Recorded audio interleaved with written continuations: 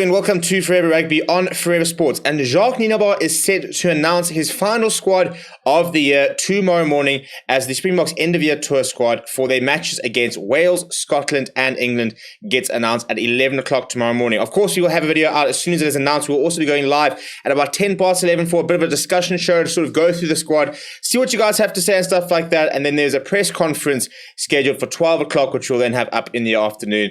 So Jacques Nienaber can sort of explain his selection, stuff like that. So what we're going to be doing today is we're going to be looking at 6 potential Springbok bolters, players who could get a call up this end of year tour. And I think it's quite an interesting, conundrum for the Springboks, because obviously, you're playing against each opposition. You're playing against the Wales who won the Six Nations, and England in a repeat of the World Cup final, and Scotland who I think are really, really going from strength to strength. So, you don't have any easy games. You also don't have a Barbarians game. And I think that when you have a Barbarians game, for me, you should always look at people in your squad that you can try and sort of have a go and use that in a Barbarians game in what's not an official test match. Unfortunately, we only have 3 official tests. So it's kind of this sort of situation of you don't really want to lose anything, but this is a prime opportunity to start blooding players, start getting into players into the system and start preparing for the future. And with a couple of injuries and stuff like that, it has thrown a couple of sort of spanners into the work regarding sort of who could get picked. So basically today we're going to be looking at 6 players who could very well be Springbok bolters. Not necessarily they will be picked, but there will be a lot of merit and a lot of reason that they could potentially get a call up.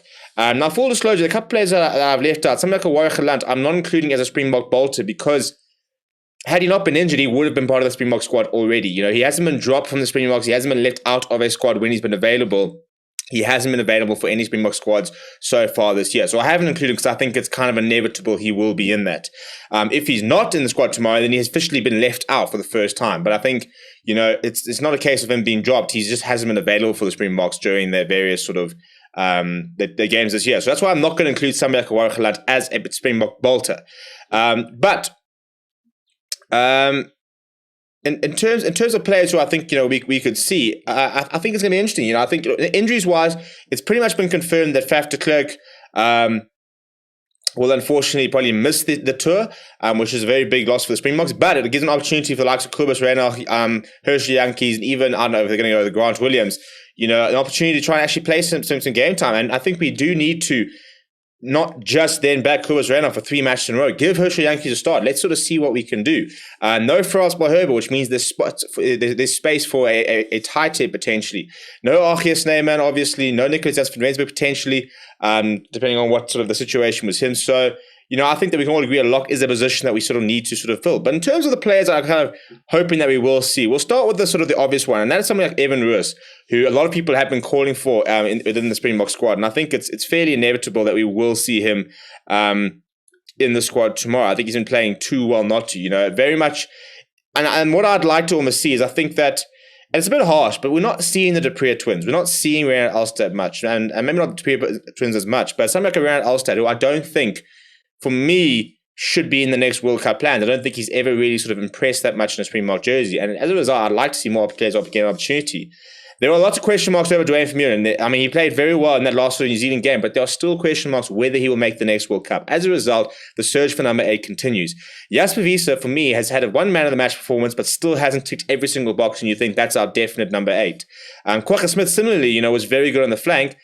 Has he sort of solidified a spot as potential number 8? As a result, we are looking for sort of a long-term 8. I think Evan Ruiz is the former 8 at the moment. Pepsi Buthelezi is also a very interesting option, and I wouldn't be upset if he was to be called up either. But I think Evan Ruiz makes very much, he's just sort of that, he's kind of in that form where you can't really ignore it. Sticking with loose forwards, I think Albert Lowe is somebody else who could potentially get a call up. Now, I personally think that if he had a South African passport, I don't see how you look past somebody like Vincent Tutuka, who, when you think about the Springboks at the moment, with no Peter Steff the toy, the first thing they did was shift Franco Mossa to the flank.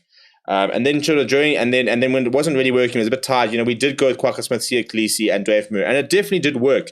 But in the number 7 jumper for the Springboks, they want someone who tackles a lot. They want someone who's a ball carrier, and they want someone as a line-out option. Now, Vincent Tutuka ticks every single one of those boxes, and he's been doing it for a number of years.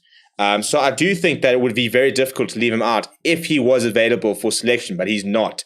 I think he's probably a better line option than likes of maybe an Albert Lowe, just because he's sort of been around. He's been very much used to line option very, very recently within the Lions. He was actually being used more on Friday, more than some of the locks were. So I think Albert Lowe, though, has that versatility about him. He's played it pretty much anywhere across that back row over the last 12 months. I also do think has had a better season than Marcel Coetzee. I think Marcel Coetzee, the last couple of matches started coming through and back to his best. So, I think it could be a bit of a toss-up between which two. But if we're not going to back the Dupree brothers, because we didn't see them at all. We haven't seen them at all the entire year. We've hardly seen, I don't even think we've seen Reinhard Ulster. I think we saw him once. If we're not going to sort of see them, then what's sort of the where's the negative in including an Albert Lowe, for example, or a Marcel Coetzee, or if he was available, Vince Tuka, and Evan Ruiz? Get them in the system. Let them spend 3 or 4 weeks in the box system, running a training, even if they don't necessarily go in the park. Obviously, we'd like to see them go in the park, but even if they don't, part of sort of preparing for the future means getting these players within the system. And, I think that's probably the reason for somebody, which is maybe a little bit of a controversial pick, but somebody like Buddha Chamberlain, who I don't think probably should be in the Springbok squad in terms of being, a brilliant out-and-out player that's playing so well. But with Johan Goosen having been ruled out through injury, Morné Steyn, it's been confirmed that Morné Steyn is currently thinking about retirement and doesn't know what his future is. We know that Morné Steyn is not a World Cup option in 2 years' time. A lot of people sort of think, oh, well, why not? But he's not at the end of the day. I think we know this. I think the fact that he's thinking about retirement, he's not really in the frame for Rugby World Cup 2023. Now, at the moment, there's been a massive sort of query over the flower half stocks. After Alton Yankees, after Andre Pollard, where do we go? Can we back Damian Willemse? And a lot of people are saying they don't want to back Damian Willemse. So as a result, given, and unfortunately at the moment, I don't think there are too many flowers in South Africa who are sort of putting their hand up and saying, you've got to pick me. And what doesn't help is that the likes of a Cade Voliter and a Jordan Henderson are both injured. Because I think that this could have been a nice opportunity for Jordan Henderson to have been pulled into the squad. He probably wouldn't play a single minute, and neither would Buddha Chamberlain if he gets called up. But if, lightning strikes and Andre Pollard and Alton Yankees both go down in June next year, for example, where do we stand with the flower half? And that's why I think it'll be a nice opportunity to include somebody like a Buddha Chamberlain, just because he's probably, or even a Chris Smith, but, somebody who's been playing quite a bit, and that could potentially, be a potential option moving forward. I think Buddha Chamberlain is a young player. I think he struggles a bit with inconsistency. Sometimes he'll drop a fantastic performance and then he'll go missing a week later. So I would have liked to have seen something like a Jordan Henderson or obviously Jan Goosen probably would have been part of the squad. But in their absence, what's the worst in bringing a couple of players through that can sort of understand the system, start learning the system, and then you got that experience. So I don't think Buddha Chamberlain would be the worst idea. Someone who I think has a very high chance of getting it is Salman Murat. Now, having 2 yellow cards the last couple of weeks won't have helped his case, but he's very, very highly rated by Rassie Erasmus. John Dobson has pretty much said that he probably would have been part of the squad for the British and Irish Lions had he been fit. Now, he's been fit, he's been getting yellow cards, but he's looked very impressive as well. And I think that we talk about the fact that, we don't have much X factor in the lock, which is a strange thing to say, a lock with X factor. But I think, a lot of people will sort of say that Marvin Orie is very solid, but nothing particularly special. Now, I think Salman Murat is someone who's got something a bit special. I think that him or Ruan Nokia could very easily walk to the side as well. I think Ruan Nokia has been phenomenal for the last sort of 12 months.